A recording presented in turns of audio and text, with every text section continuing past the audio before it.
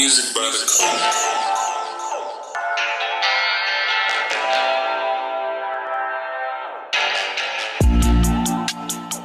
Hello, everyone, and welcome to Yes, That's My Kid podcast. I'm Asia, he's Anthony, and behind the scenes, we have our producer, Jacob. Yes, That's My Kid podcast, which I hope you guys know by now, the #1 podcast in the world, where we talk about parenting, childhood development, and the nuances of raising mixed children. So now that you know what we're about, what we like to talk about, I hope that you love what you hear, and like, comment, subscribe, like, and share. My host Asia said, like, comment, subscribe, and share. Even if you don't like it, please like, comment, subscribe, and share. If you don't like what we're saying, tell us. Let us know what you don't like about what we're saying. And honestly, guys, this is no joke. We go back and forth in the comments. If you have been keeping up with our Instagram, we had a lot of commentary this week. And I mean, it might not be a lot to y'all, but it's a lot to us because we've been. It's a whole lot. Yeah. right. We check it out. We got whole day jobs, and we got right. You know what I'm saying? We be going back and forth. And my husband Michael, he's been holding me down because at some point I gotta stop. Facts. But he likes to battle. Yeah, I can tell. I was like, let's get it. I was sitting back eating popcorn, like, let's go, Michael. Right. Talk that shit, Mike. Yeah, it was good stuff. It's been good, but yes, please, I like engagement. I like talking to people. I've been trying to also engage with other people in the parenting space myself. So, yeah, very proud of what we've been doing so far. For sure. So far, yes. So today's our 9th episode. We got our 10th episode coming up, and we will be doing a live. So get your calendars ready. We will let you know on Instagram when we are going to do our live episode. Should be on live on all streaming platforms, meaning YouTube, Instagram. And we'll see what else we could do. We'll see, guys. This will be new for us, and we hope that you join. We will try to give you a lot of advance notification, I guess. For sure. And just hope that you join. Yeah. So, Asia, how has your week been? So, never mind the week. Today was a beautiful day, and I logged off early. And Michael, Autumn, and I, we went to we have a bike trail near us, and we went over there, and we were out there for 2 hours. I did not even realize. But we're walking, had Autumn in the stroller, but then she went to walk, and she's like walking, but she's slow. Then she turns around. Then people want to be like, "Hi." Autumn's not really messing with them though. She's just staring at them. She was not messing with them. Yeah. But I don't know. It's a pretty good day. So. Never mind the week, because the rest of the week was just work. Although I have been reading my book that I picked up from Target.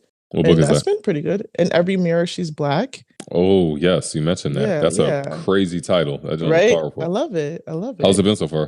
It's been pretty good so far. Yeah. I stayed up one night reading it for hours after work. And I was up to 5, and I was like, I should have just went to sleep. So that sounds like a great book. Yeah, I just wanted to know what was happening next. It follows 3 women, so I was kind of like, some story I think I care about a little bit more, but it's interesting overall.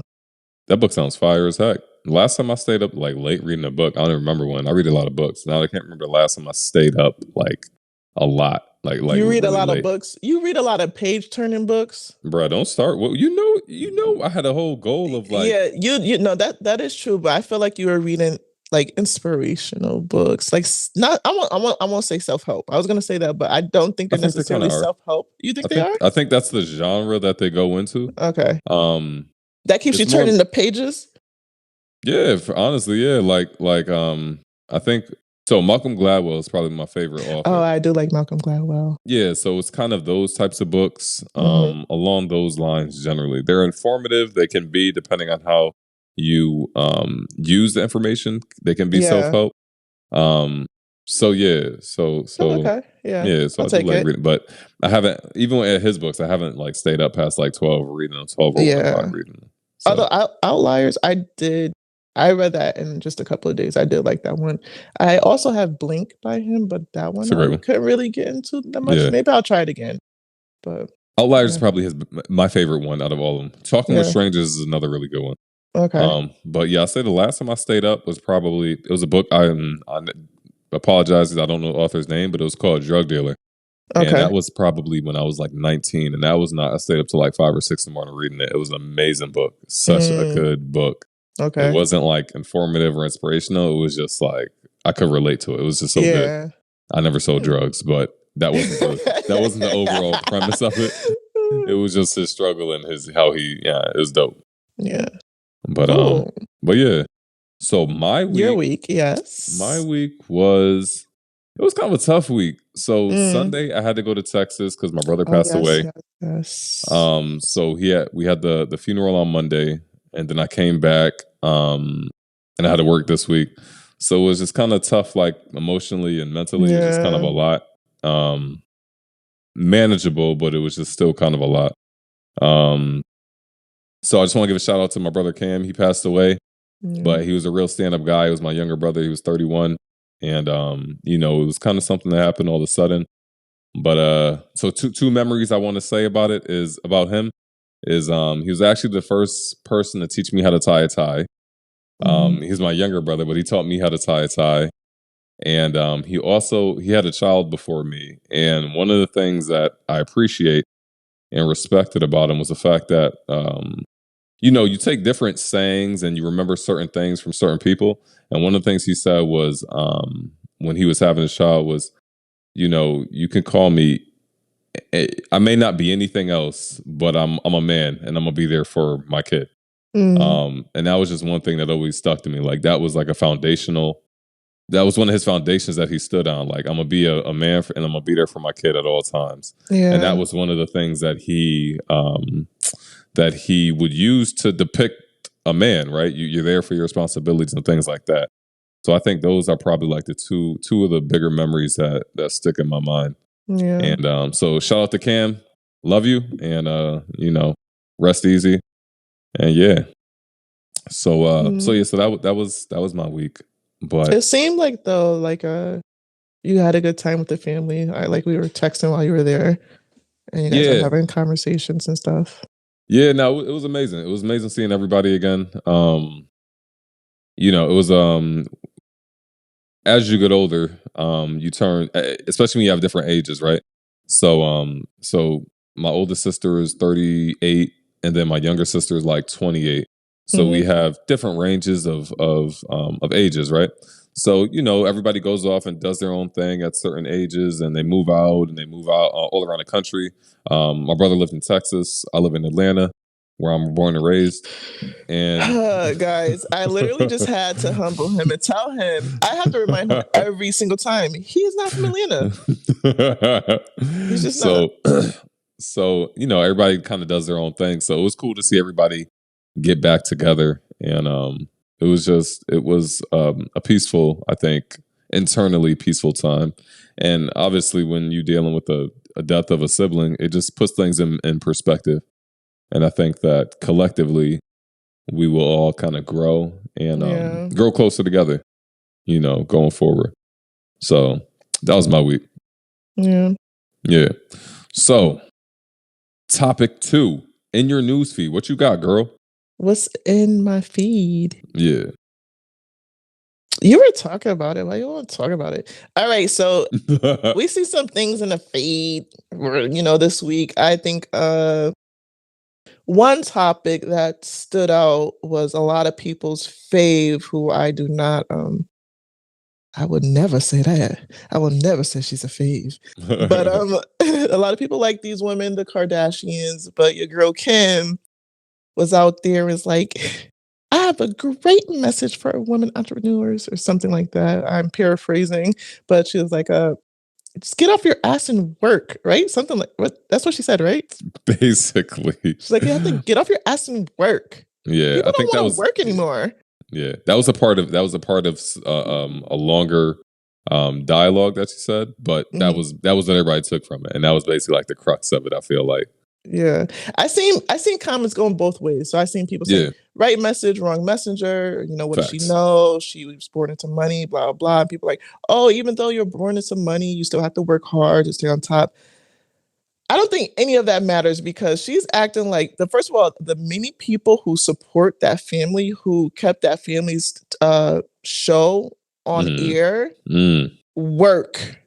Like you work. Hmm. You don't really know work, Kim. Like, yeah, you do a lot of stuff, you manage, you have a lot of help as well. People are out there working without Yeah. help. So wrong message, period. It's not even just a messenger, wrong Mm. message. You are very condescending to ever say that people aren't out here working. Yeah. I get you. Like, no. So my take on it was kind of like, I mean, I like hearing your perspective, obviously, because you see things differently than me. So I Mhm. don't disagree or think you're invalid for what you say. I think that for me it was right, depending on the situation, right message, wrong messenger, right? Nope. Nope. Wrong, Ant. Wrong. Nah, I feel like it's the right message because it's a message that I subscribe to and I listen to pretty frequently from other people. Um, Whether they're motivational speakers, like get up and work, be the hardest worker, do your thing, da da da. I completely agree with that, right? I mean, of course, there's other factors that play into it where your hard work may not produce the results you want, for sure. But I think in general, hard work is an aspect that is a requirement for success, and especially if you're not born into that. So, in every situation, hard work, efficient work, and effective work is a requirement to gain success. I don't think coming from somebody who was born into the connections that she had and the kind of financial acumen and the financial access that she had, I don't think hearing that message works for her, from her. So I wouldn't listen to it like that. But even like if I hear like I said, motivational speakers saying pretty much the same words, I do appreciate it. Yeah, but so I think there's a difference in what, and maybe I need to go listen to it again. But from what you said and what she actually said, so you're speaking of working hard. So Hmm. she's just like, you got to get out there and get off your ass and work. People don't want to work. No, people are working. Mm, People are absolutely out there working. yeah, And so it depends on, I don't even know what I guess she's getting her message to entrepreneurs, yeah, and that's what it entrepreneurs was. are out there daily working, and a lot of people are doing their best to remain consistent. Like that's the difference, right, between success. Being consistent, you do have to work hard, but you have to work hard for a long time in order to see results, it seems, right? So it's For not sure. the fact that people are just like sitting there being lazy. Like, Yeah, and that's how it came across, as if people are just watching them and sure. paying their bills. But And no. I think that I think that that message is not for them, right? I think that there are people who want this entrepreneur. I mean, we know this. There's people who be like, "Oh yeah, I want this, that, and the third," but they're not putting necessarily the work in to achieve those things. I think that message is talking more to them than anything. If it doesn't apply to you, then don't take it like it does apply to you. That's how I look at it. All right, she ain't talking to me. I work hard as hell, so it must not be Yeah, talking I to me just think necessarily. So that, that's how I look at it. But I do think that when it's her saying it, it makes a big difference. You know what I'm saying? Because like I said, there are people who say, I want my own business, I want to do this, that, and the third, but they're posting once a day, or they're going to give one card out and they're like, yo, I'm working hard, you know what I'm saying? I'm trying to get my business off the ground, you know what I'm saying?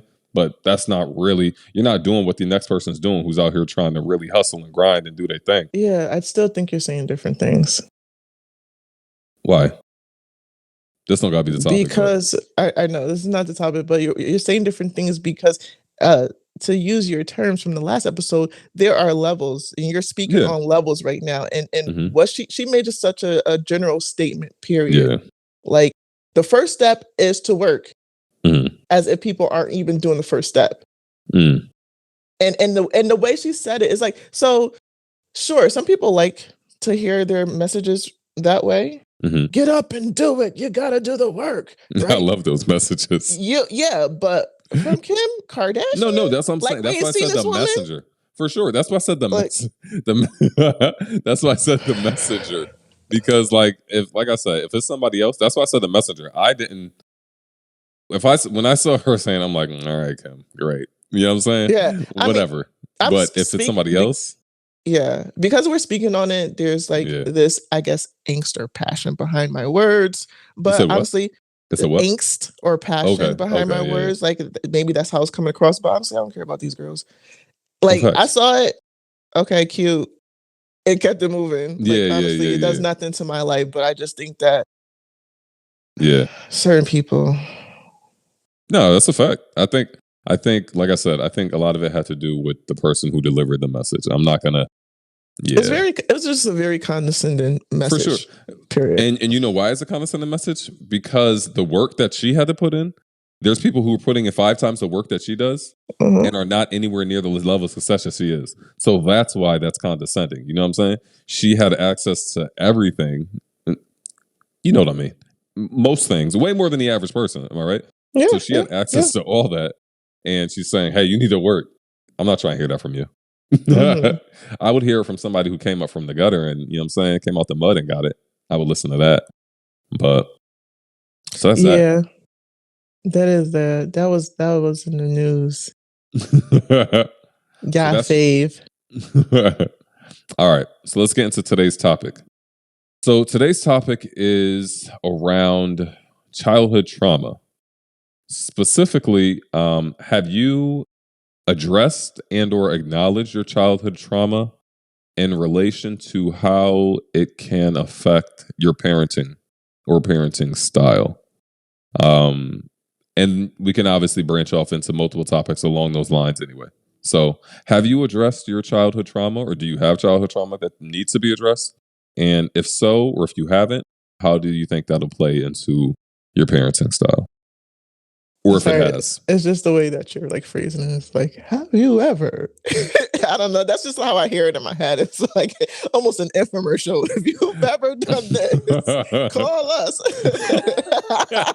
Have you I ever had definitely these didn't think thoughts? about it like that. Right? Are you sleep deprived?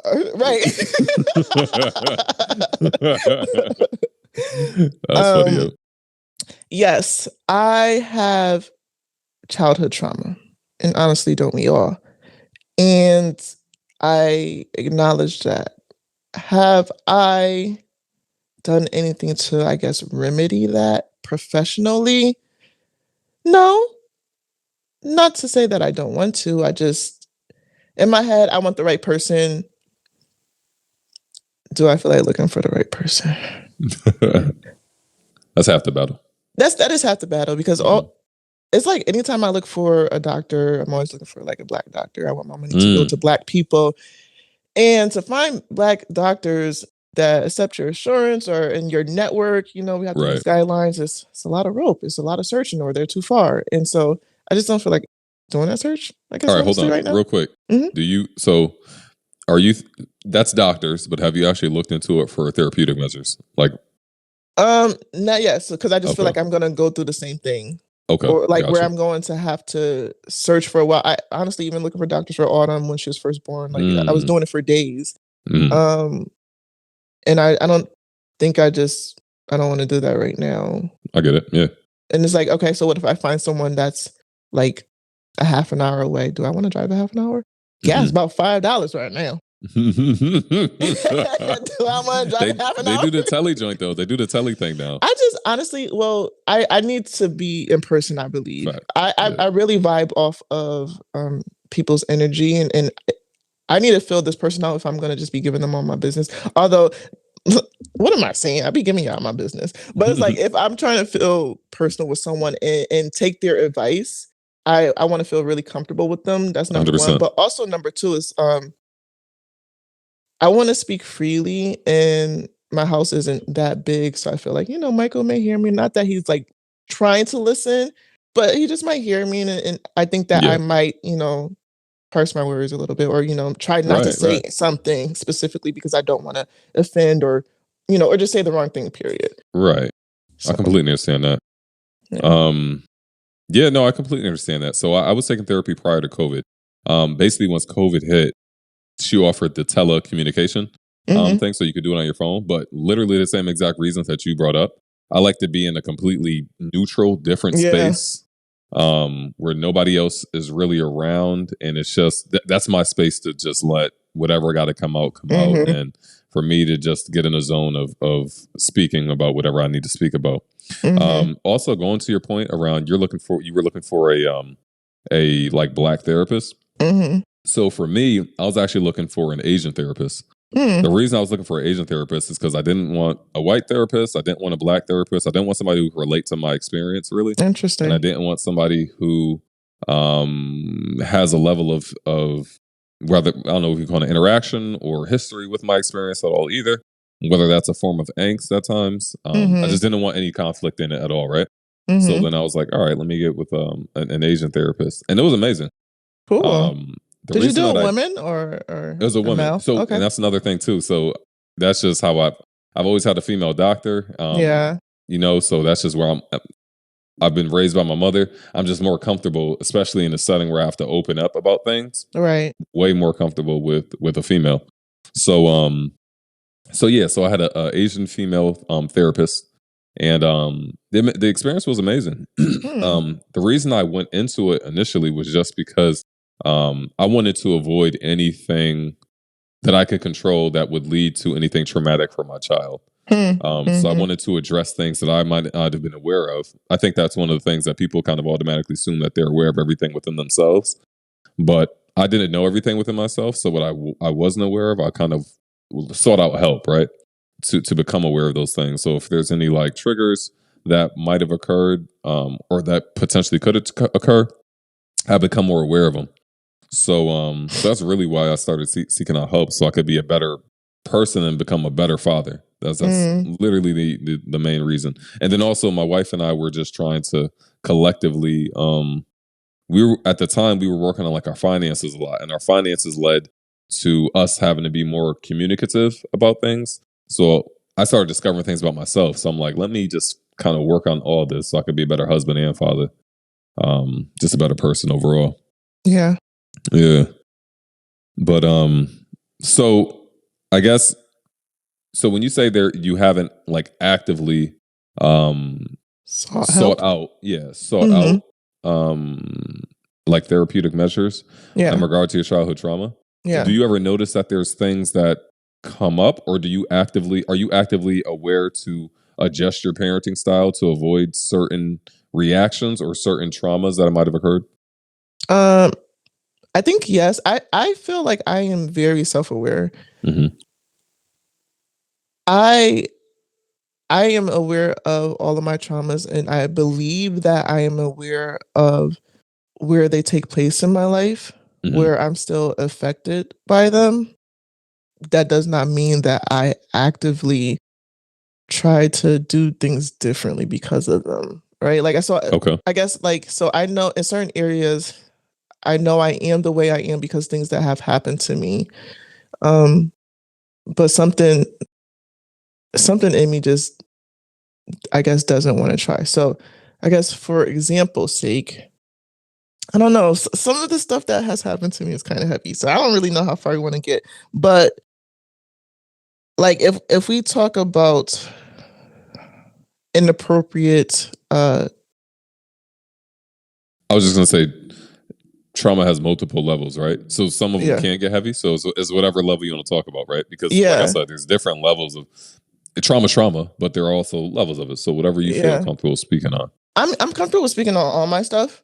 Hmm. Honestly, I'm open. I where I kind of get stuck is like anything that has to do with my mom because my mom does listen and she watches, so I will Hmm. want to say things in a respectful manner, Sure. but also I do want to talk in a way that tells my truth, like what I went through, my Hmm. experiences. But specifically in the example that I was just going to bring up, it was just more so a nah, maybe I won't touch that one. It was more so about like I guess we're adults. It's like Inappropriate sexual conduct. things, Okay. right? So what's an I was, you know, men and boys. Not I'm not saying like a whole bunch, but when I was younger, took advantage Hmm. of me and my presence, right?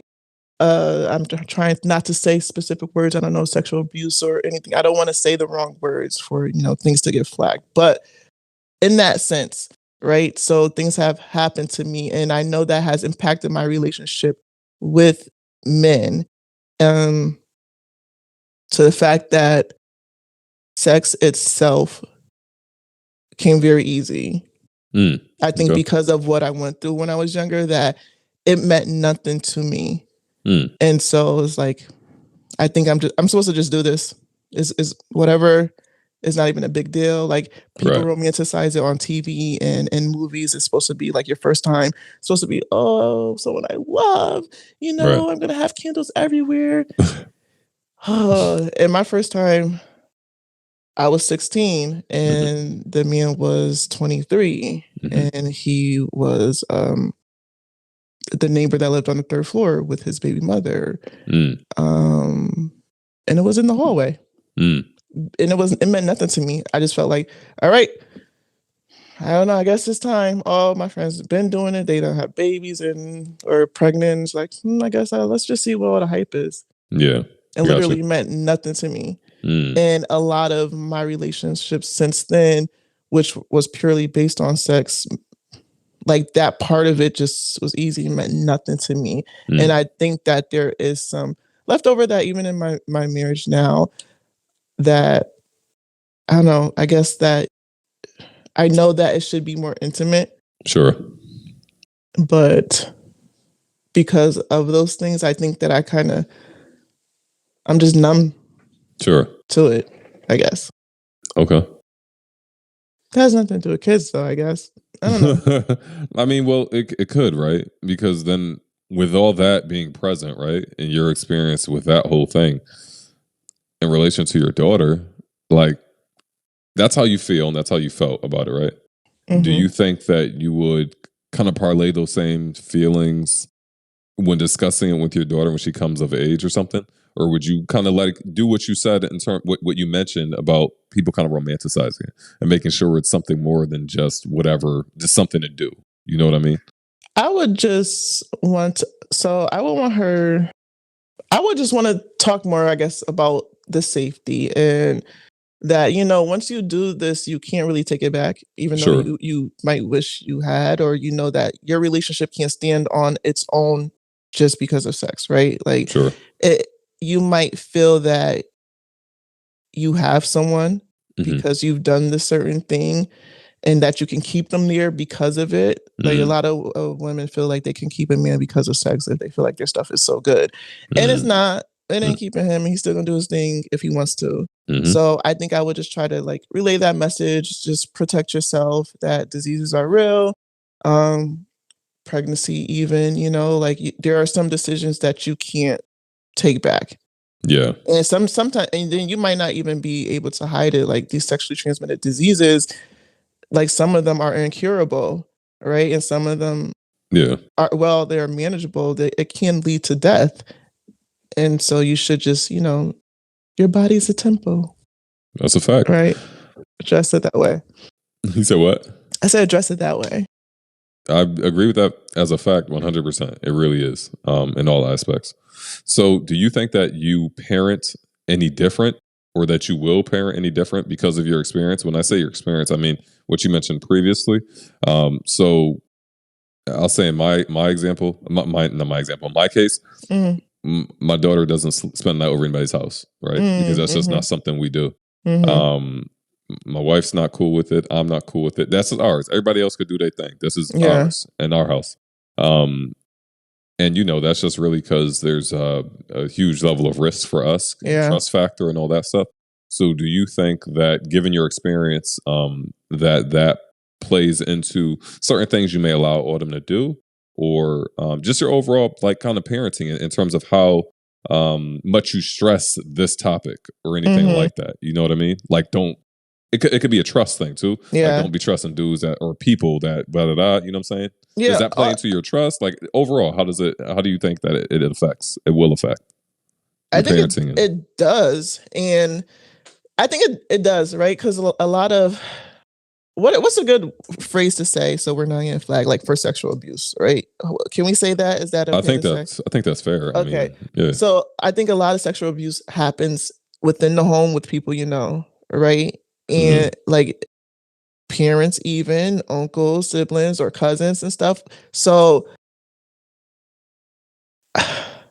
this is, I don't know. Like, I'm pausing because I feel like, all right, some of these things might sound weird, but sometimes I even, oh gosh, Mike, I'm sorry. Sometimes I find myself staring at him changing her diaper because I'm like, I'm not lost on the fact that fathers, do things with their daughters. I don't think Michael ever will. I don't.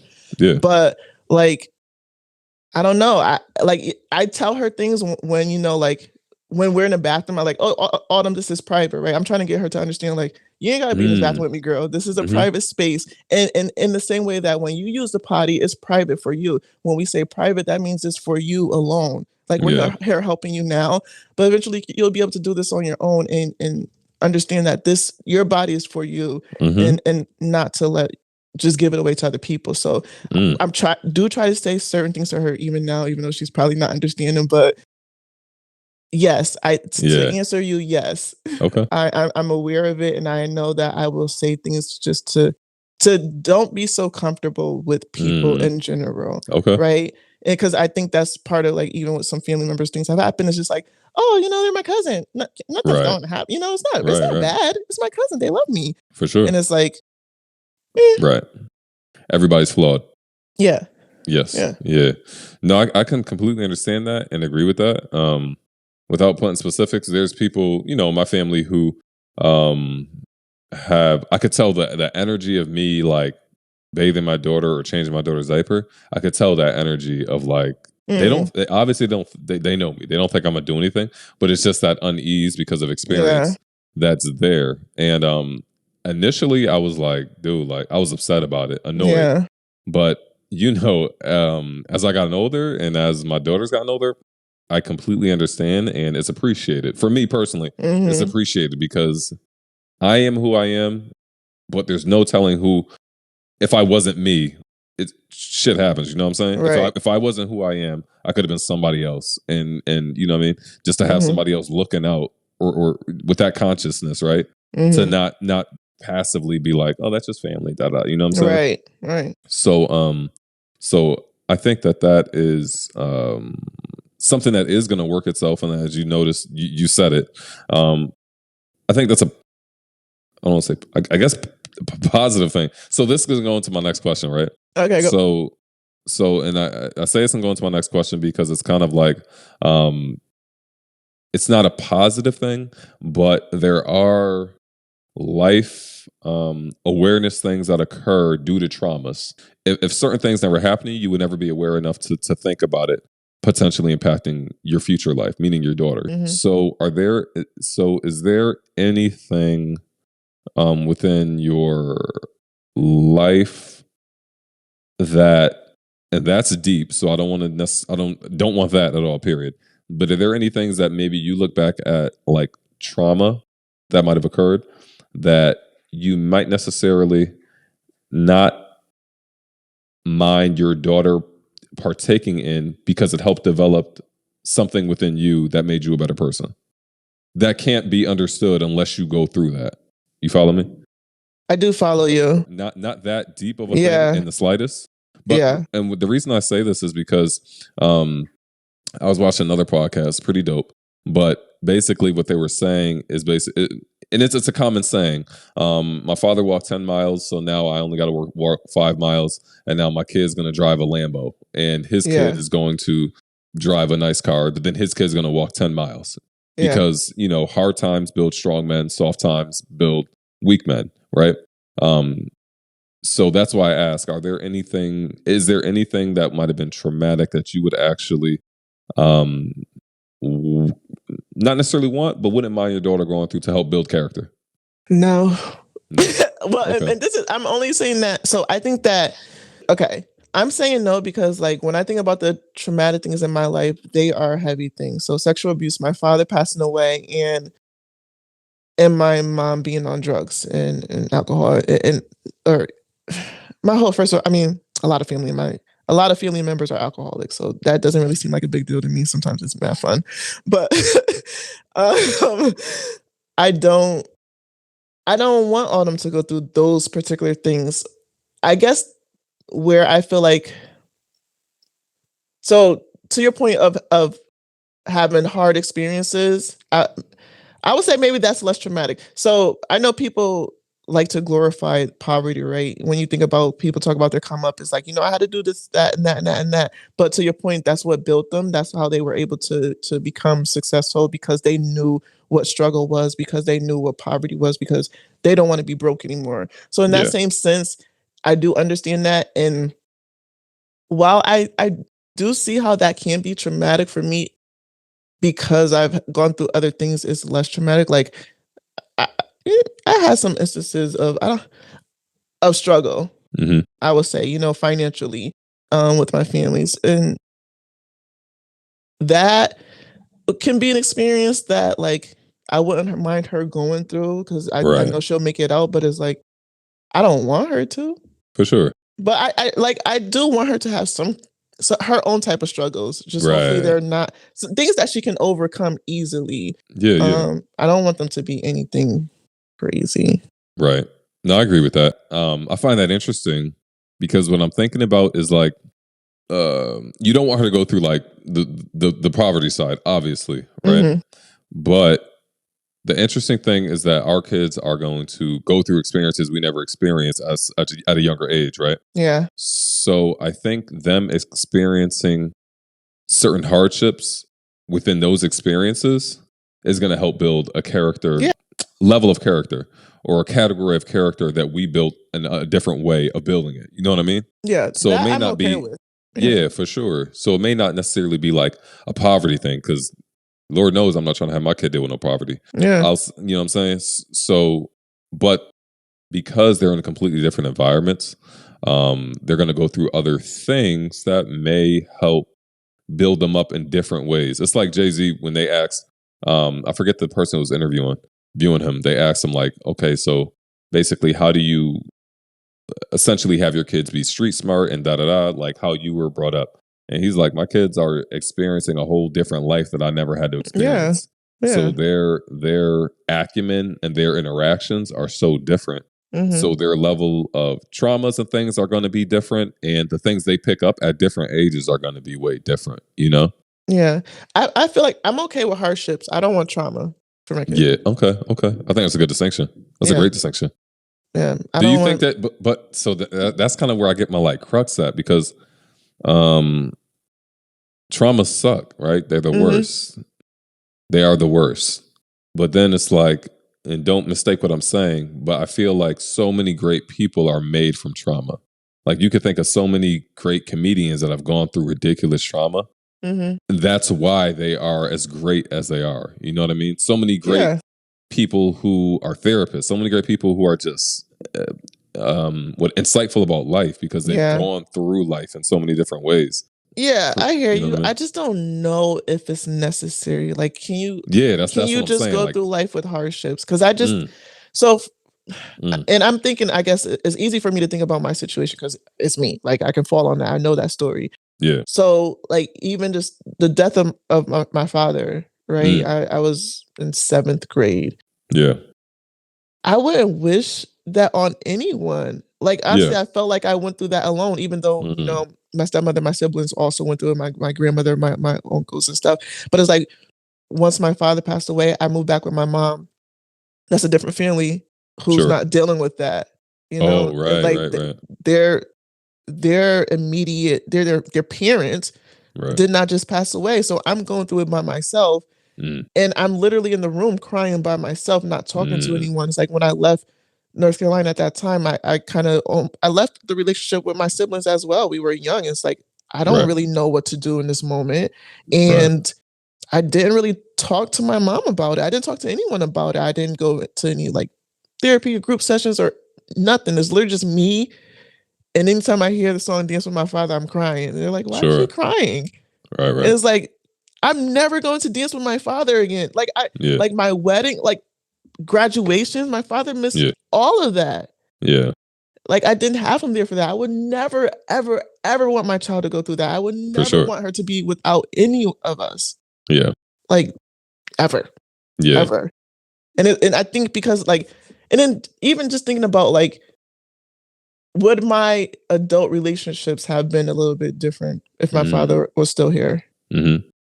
Because I to have some type of like influential male figure in Yeah, my life to be like, nah, that man is, not for yeah, you.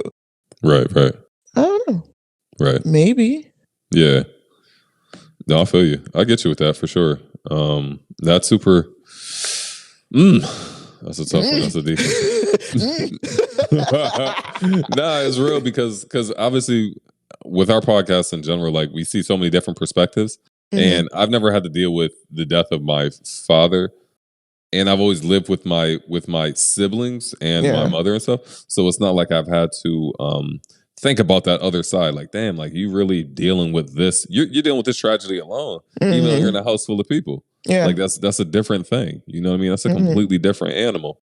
So no, so it's just Yeah. it's And it's like yeah. I honestly after that I really closed off. In some ways I was kind of shy before that, but after that Hmm. I will I you could ask like one of my high school best friend Joey, like Yeah. that whole freshman year in high Yeah. school, I talked to no one for the majority of my freshman year until he Sure. talked to me one day.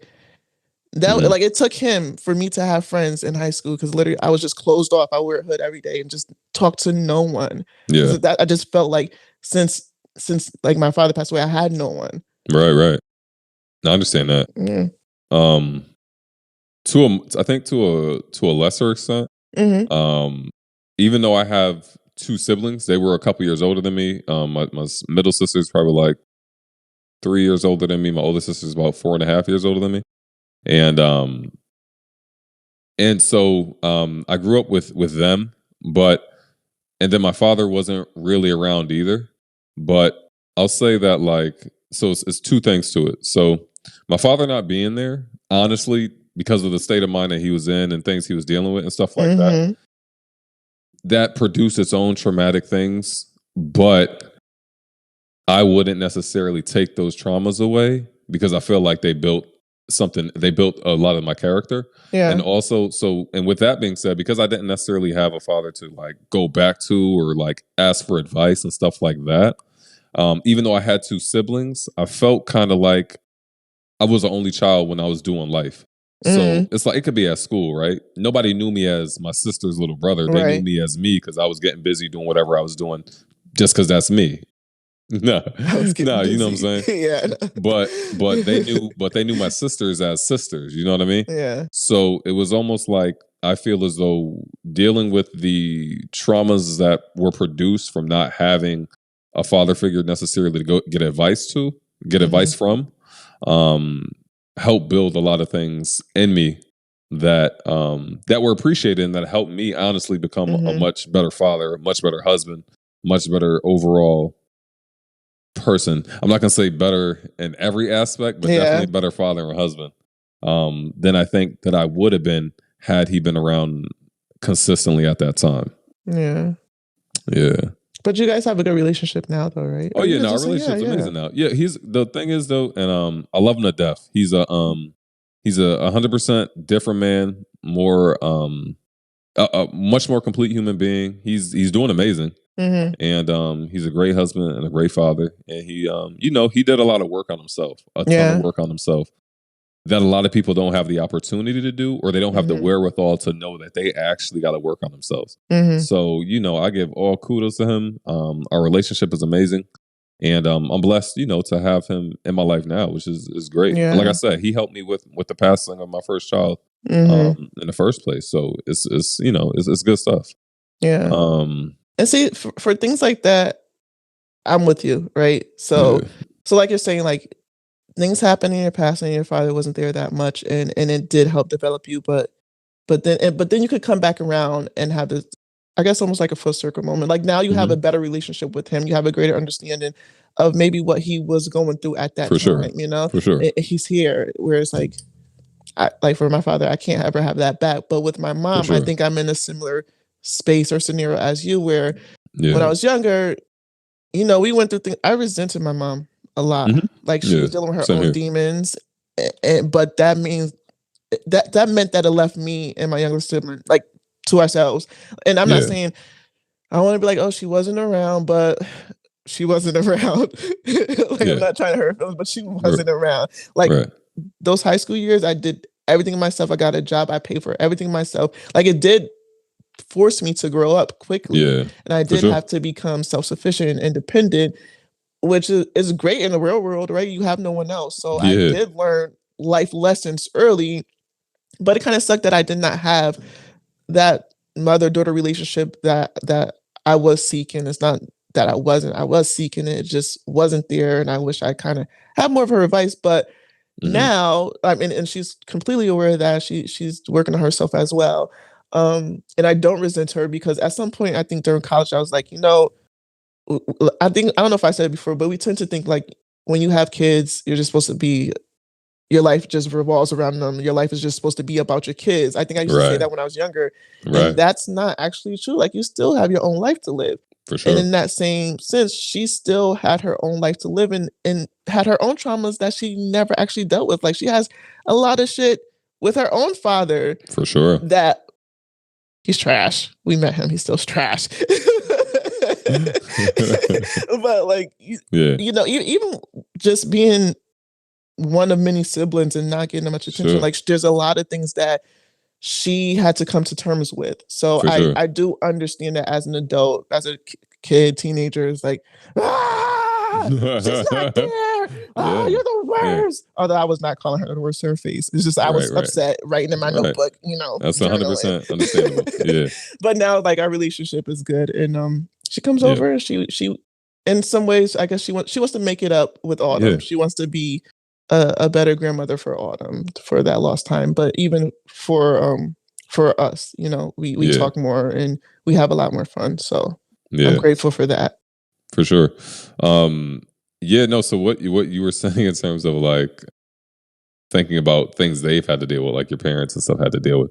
That's such a true thing because one thing that I spoke to my sisters about was like it's understanding that I came to I think probably my middle to late 20s was like, dang, like I'm so much better off than both my parents were when they were my age. Mm, And like and I don't know anything. You know what I'm saying? yeah. But I'm aware as heck in relation to how they were. You know what I mean? Right. So it's like, dang, like y'all was really just regular people. Y'all was really Mhm. just regular people. So I can't hold you like accountable necessarily for all this stuff because y'all was really regular people Yeah. who aren't even mentally, and this is obviously not a Slight. slight to them, Mm-hmm. but aren't mentally where I am in any capacity, really. You know what I mean? Mm-hmm. So it's like y'all was really just trying to make it. Like y'all, it's Mm-hmm. just so many things that's like I can't even hold that against y'all because y'all was just people being people and Yeah. still trying to figure out who you are and stuff like that. Exactly. Like you know what I Trying to mean? live your life, trying to get Yeah, by, trying to pay your bills, but also trying to have fun. You're yeah, still a full human being, and yeah, just you're trying to have your own experiences. So I yeah, get it. I definitely for get sure. it. So bringing this back to like relation to our kids, right? Yeah. Yes. So one thing that I try to be like kind of cognizant of. I haven't used that word in like 2 episodes, so chill. Yeah. No. Yeah, You're yeah, good. yeah. You're good. Um, You've been throwing in some more words to I've been trying acumen. You to. put in acumen in this episode like five Yeah, let's times, get but it. I'm Let's I'm get gonna it. let you have it. Did I? All right, I'm gonna have to Yeah. edit that out. But I'll delineate was in the last episode. You that said was that the like last three episode. Come on, I told you I'd take a different word and I'll apply it. You know what I'm saying? You do. So one thing that I try to be aware of is just like how not to necessarily have my traumas fully dictate. That's another one. Dictate how Dictate. Okay. fully dictate or have that much presence in what in raising my daughter because Mm. you can go way to the left in trying to compromise or adjust anything that was traumatic to Mhm. so the what makes me think about this is like and I know you've seen Encanto the movie Yes. and you know how literally her grandmother, her whole life is Oh, built upon that true. life experience Mhm. of when her husband was killed, her whole life. So her relationships with her granddaughters and even her kids suffer because Yep.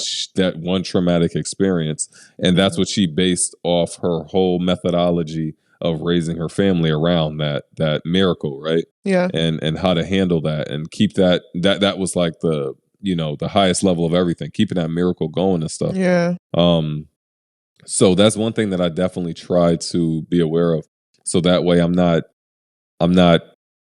letting my trauma raise my daughter, you know what I mean? Or Yeah. my son, letting my trauma raise my kids. Yeah. So it's like bad things certainly do happen and unfortunate things happen, but not letting that necessarily control your kids. And that's why, like I said, why I even went to therapy in the first place. Yeah. Was just so that I could kind of have a notice on when things what things I may not even know right now that Mm-hmm. may come up, what type of triggers. I had an instance where one of my like triggers, and I use that word kind of loosely, but where one of my like triggers had like occurred. And I think Mm-hmm. for me, that was like a legitimate trigger because it made me react in a way that I wasn't really in control of. Can we ask what Um, that trigger was? Is that okay? Is that too intrusive? no, it's not intrusive. It was Okay. so I had gone out one night with my guys, and this is pre-COVID, and then I think I was put not by my guys, but like I was put in a position where I felt completely like back against the wall when we were at a bar. So I felt like completely like uncomfortable. Yeah. So my reaction, like I said, I'm 0 or 1. As soon as I feel threatened, it's everybody got to go. Yeah. So I reacted very aggressively and just not in the best way. So then I Yeah. spoke to my therapist about it, and the therapy that she went through was called IFS, Internal Family Systems, Mm-hmm. and basically it was like that how I reacted and the person who came out from that reaction, they were present at a different point in my life in a different Mm-hmm. environment in which Mm-hmm. those reactions were required. But I'm in a whole new environment. I have way more to lose. I'm a father. I'm a husband. I'm not in that space anymore. So Yeah. that version of me, he wants to protect me, but that version of me can't react the same way. Yeah. You know what I mean? Like you can't. It's certain environments you just act. You handle yourself differently in. Um. So yeah. So that was that. What was the original topic on? Were you saying that you didn't want trauma to raise your children? Oh yeah. Yeah. So then yeah. So like that was an example of a trigger that had come up, and I was like, damn. Like I wonder if there are any additional triggers there that I'm Mm-hmm. just not aware of because I don't want them to ever come up and me act outside of myself, outside Yeah. of the person that I want to be. You know what I mean? Yeah. I think Yeah. that's very interesting because I never I know that therapy is overall great, and I do have intentions to go. I talk about it. I just don't do anything about it. This is where Kim K is. Get your ass up and work. Like get up and do the work. Go find yourself a therapist. Okay, Kim. Right. Facts. But Got it, Kim. right, got it. Thanks, On it. Kim. Right in between work, raising my family. Right. Doing our podcast. I'm doing some work, Right. Kim. Like, let me Right. breathe. Facts. And cooking. Because you know they got chefs. No, I I'm mean, saying right? because She you ain't know they got cooking. chefs. Yeah. That's what I'm saying. Yeah. So yeah, I do have intentions to go, but I never actually thought about uncovering triggers for myself because I don't. Maybe I do have some triggers, but I think that I react very calmly to a lot of things. I will go on and on about stuff though. After I realize something is wrong, I will talk about it for a while and then I'll let it go. But I have almost like an obsessive personality for a lot of things. I will obsess over something for a certain time frame. It's usually short. They're short outbursts, I guess. Yeah. Um, and then I'm over it. But so that's why I guess I don't really think that I have like an issue there with allowing things to leak out and take over in a sense. Like I feel like I have a lot of control over how I respond to people. And Sure. I don't know, I think a lot of that is just working in white spaces. Cause I Yeah. have to be like, yeah, oh no, yeah. I'm Hmm. very fake there. And I feel like that kind of comes into my personal life sometimes where it's just like, all right, don't say the wrong things. Sure. Let's be calm. Yeah. Although I have a smart ass mouth, so I know that I can still hit you even though I'm speaking calmly, I can still trigger you Yeah. and like laugh about it. It's so bad. I'm The terrible worst. sometimes. I could trigger you and laugh about it. Right. But I wonder if I go through some sessions if I do actually have some triggers. That would be I guess that would be pretty cool to find out. Yeah. I mean, like I think since my time of going there, I might have aside from that one that I brought up, I might have Mhm. like identified and the reason I say I use triggers lightly is because I'm just not sure of a different word because like trigger that was legitimate trigger where I reacted completely outside of myself, right? Mm-hmm. But then there were things that were uncovered that I was able to identify. My therapist helped me identify as reasons why I think a certain way Mm-hmm. that may not necessarily be applicable to life now, right? I Yeah. might not have reacted any differently or anything or act outside of myself in certain situations, but there's a reason why I thought of a situation and it's not even applicable to now. It's solely based Mm. on a trauma that might have occurred before. Right. So then what happens is the reason, like I said, the reason I went there is because I don't want those things that only happened at that point in my life. Now I'm bringing them 20 years forward and I'm Right. making sure my daughter's aware of something that only happened in that one point in my life. Mm-hmm. And I'm kind of inflicting her with something that she has no part of. You know what I Right. mean? So that's why I say I use the word triggers very loosely because it's just I don't know another word for it. You know what I mean? Yeah. No, I Yeah. think that's very fair and honestly a great way to go about life. I think you're doing the work. um, yeah, I think I'm low key a therapist. Maybe that's why I'm moving around like this. Is like I could use your help, but I say this because I do truly approach life in a way where I'm trying to understand the why behind things. Like I know that I am impacted by my past Mhm. and it still affects me today. I guess where I'm failing at as a therapist, I don't have the tools to change the situation. That's where I need someone Mm. else. But I am Yeah. very aware. But and when I talk to people, when I learn more about others, even when it comes to my husband, I do try to look for the why. I'll ask him a whole bunch of questions. Well, like, why do you think you do that? All right, so Mm. what happened when you were a kid? What did your parents do in this situation? Because I am truly curious Sure. about why people do what they do. Okay. Yeah. That makes sense. Um no, that does make sense. I'm trying to think if I think so I was like opposite of that. And that's part of my responses to some trauma, like, this nigga crazy. Fuck him. I don't care what the man thinks. And that's literally how I approach it. Like, I got time for him. I don't care what the Yeah. reason is. Everybody going through shit. So my thing was like, my thing has always been like, you know, I'm cool and I'm understanding until it affects me. Mm. So you might have had whatever, and but now it affects me, so I don't give a fuck about what your life is like. Mm. You know what I'm Mhm. saying? So you can kick rocks with it, deal with it, don't deal with it, whatever y'all need to do. That's how it was with me. So Do you think that, like, for your kids, how would you want them to approach life? Would you want them to have some level of understanding of what someone else may be going through or have gone through? so that's so interesting that you brought that up because I was talking to my wife about it, and because my daughter, like I said, my daughter is I don't know, I truly don't know where she gets it from, but she's genuinely a very very sweet person. She cares Mhm. about people. She's conscious of how she makes people feel. That was not me in the slightest. Mm. She's just so empathetic. She's just overall just such a good person, an innocent person. And then it's like that at times leads to certain detriment because you can't Mm. you not everybody's raised the same, right? Not Right. everybody is built like that. And some kids just do some very mean things, Yeah. and it's like if I was my daughter in that situation, that wouldn't happen to me. But my daughter is just such a good person, so it's like I was talking to my wife about it, and it's like, dang, like it's just such a between a rock and a hard place. Like you want her to remain the best person she can possibly be from a innocence and a genuine standpoint, right? Completely true to herself. But it's like, damn, now you kind of feel as though you have to taint that a little bit Mm.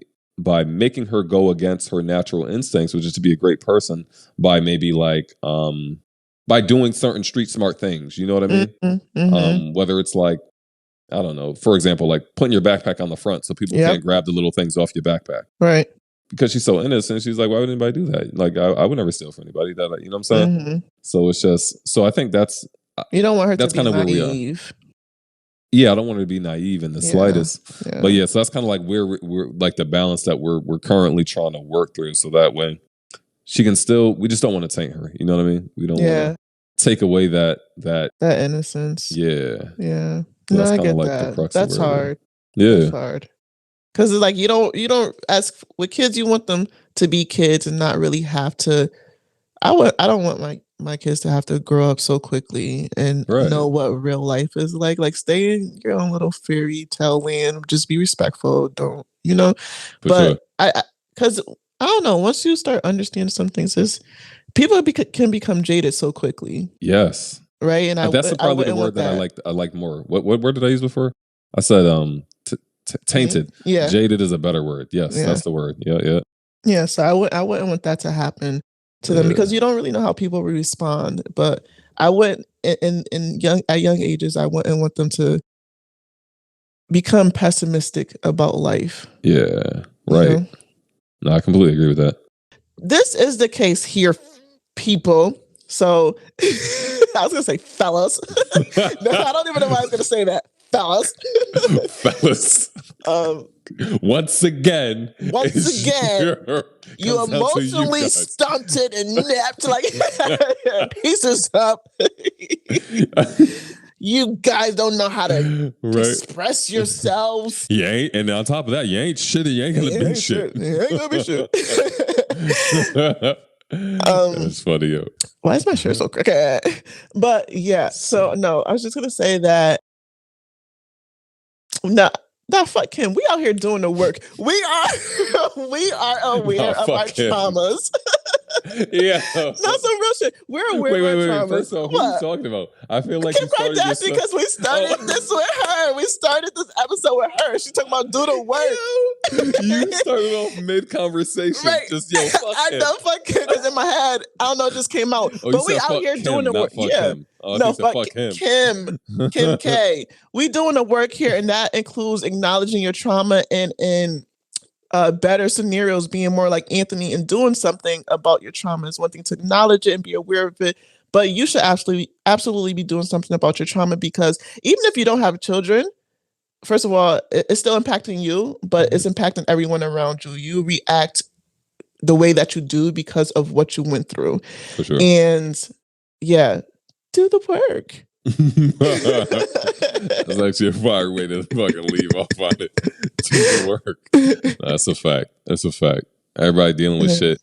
And that's why I say, bruh, it's obviously you and I don't take it. We get annoyed by shit like this is stupid. But it's reality, like, bruh, like you just shouldn't be saying that. Like in the slightest. You really shouldn't be saying this. Like you got everything at your disposal. Right. Like, don't say do the work. You know what? I'll do the work if I had all the access you got. Right. I'll do the work regardless and watch me be just as successful if I got all the access that you got. Yep. That's a fact. Yep. Do the work, girl. You ain't even do your own makeup. Were you here this morning? Who you talking to? What? Facts. Right, like do the work. Look at you talking right now. You the way you look right now is not even you. Like you didn't do any of that. Cameraman, editor. Like you people out here working. Just got to show up to the job. You could bullshit. Stop it. Stop it. Do the work. All right. What's your dad joke? Dad joke. Yay. Okay. So, why can't a nose be 12 inches long? Why can't a nose be 12 inches long? Because what do you do with your nose? You smell things. 12 inches, 6 inches, short nose. It's stuffy stuff. No.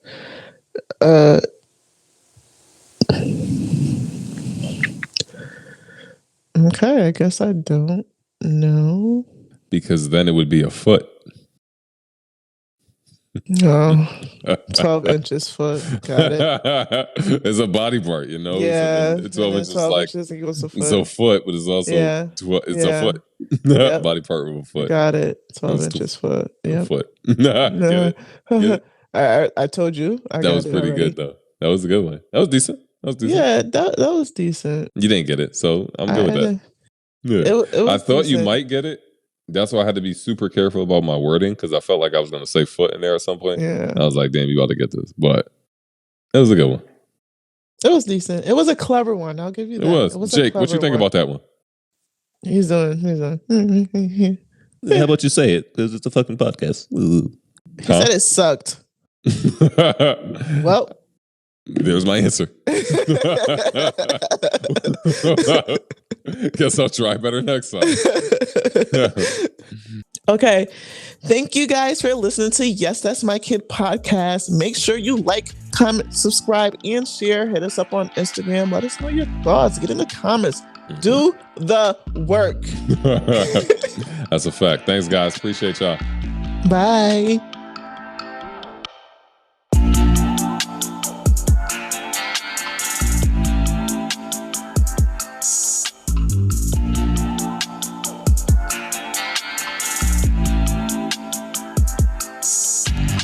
Do the work.